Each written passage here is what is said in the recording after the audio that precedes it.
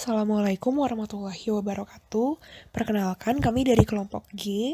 Pada kesempatan kali ini, kami akan mempresentasikan mengenai ide bisnis kami, yaitu Wishwash, untuk mata kuliah PKSB beserta analisis bisnis model Canvas dan pastel analysis.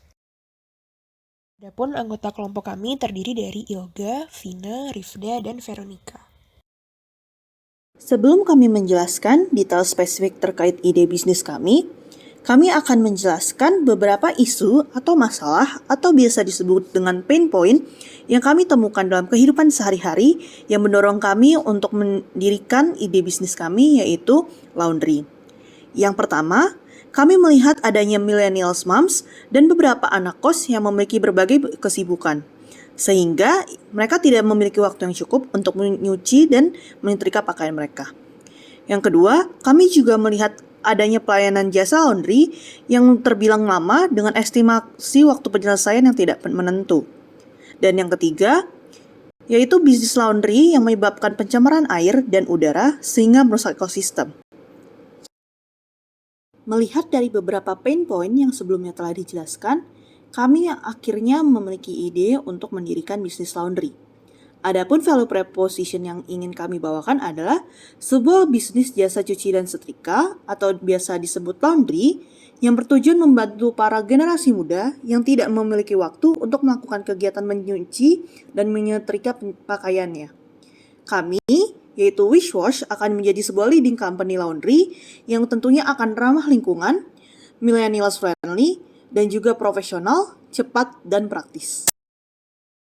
Selanjutnya terkait dengan key partner dari Wishwash. Di sini kami ada 4 strategic alliance.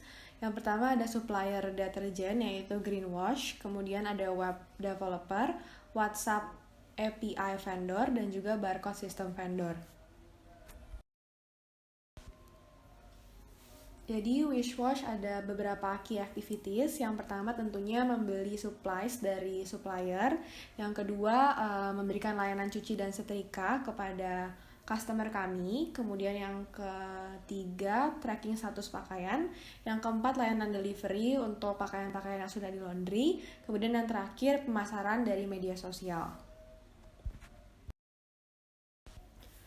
Selanjutnya terkait dengan key resources dari Wishwash. Kami kelompokkan menjadi 2. Yang pertama ada physical resources dan juga human resources. Untuk physical resources ada ruko yang merupakan tempat nantinya bagi kami untuk menjalankan bisnis ini. Kemudian ada mesin cuci dan juga alat setrika. Di bagian kedua ada human resources yang terdiri dari administrator, pegawai, dan juga kurir. Wishwash juga akan memiliki beberapa bentuk customer relationship untuk menjaga hubungan baik dengan para customer. Yang pertama, dengan engagement melalui media sosial.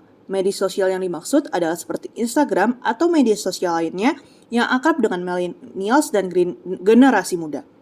Yang kedua adalah berupa promosi atau diskon agar lebih banyak menarik pembeli atau customer. Ketiga, yaitu automated update untuk status pakaian, sehingga para customer bisa dapat mengetahui sudah sampai di tahap mana pakaian yang mereka cuci dan setrika di Wishwash. Yang ketiga, yaitu customer service via WA, yaitu berupa chatbot dan human interaction. Wishwash juga memiliki beberapa channel untuk menyalurkan jasa kami. Yang pertama, tentu saja kami akan memiliki physical store yang dapat dikunjungi langsung oleh para customer. Kedua, yaitu pemesanan melalui sosial media. Dan ketiga, kami akan membuat website sehingga pelanggan dapat meng-track bagaimana sudah sampai mana pakaian mereka cuci dan setrika di Wishwash.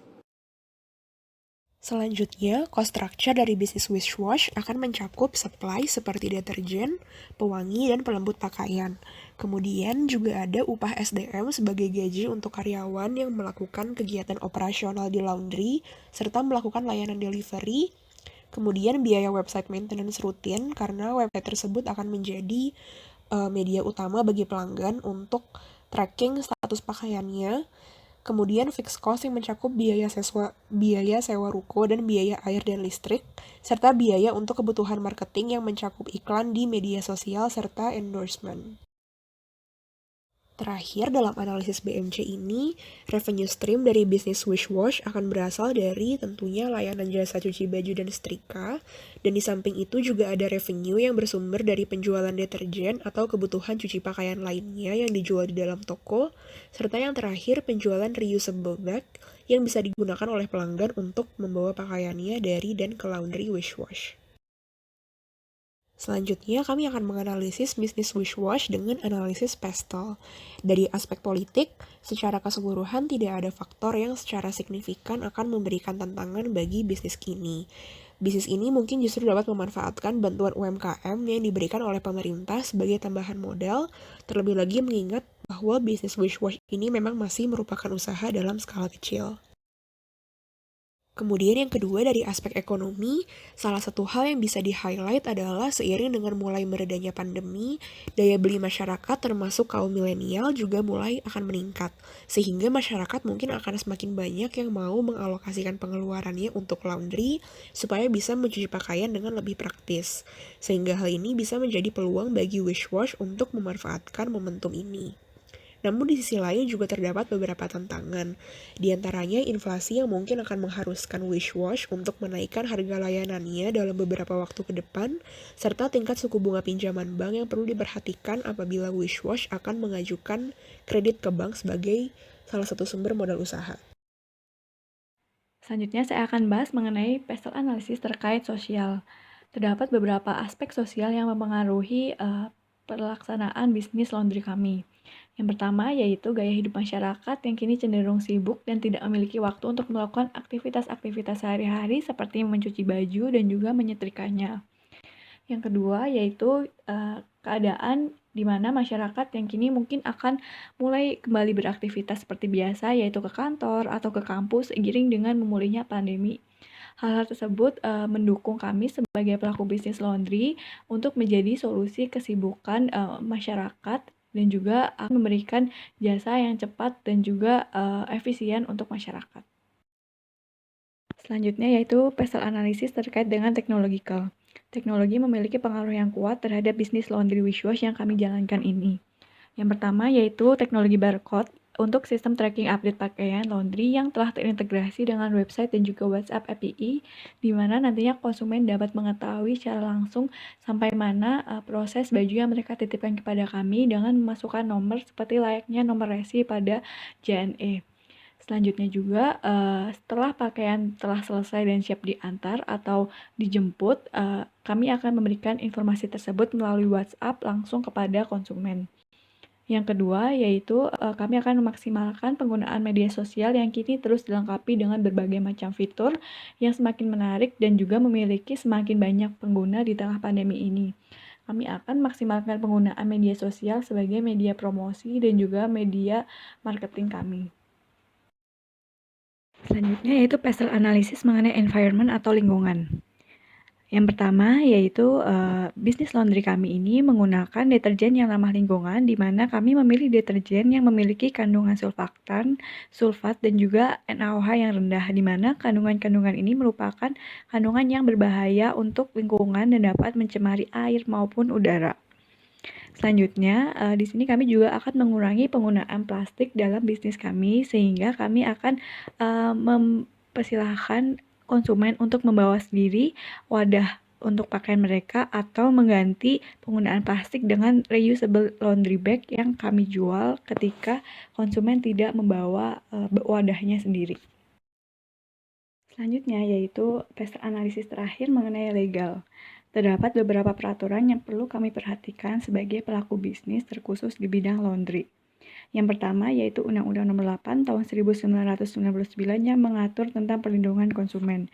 Melalui undang-undang di sini, kami dapat mengetahui bahwa konsumen memiliki perlindungan yang diatur dalam hukum.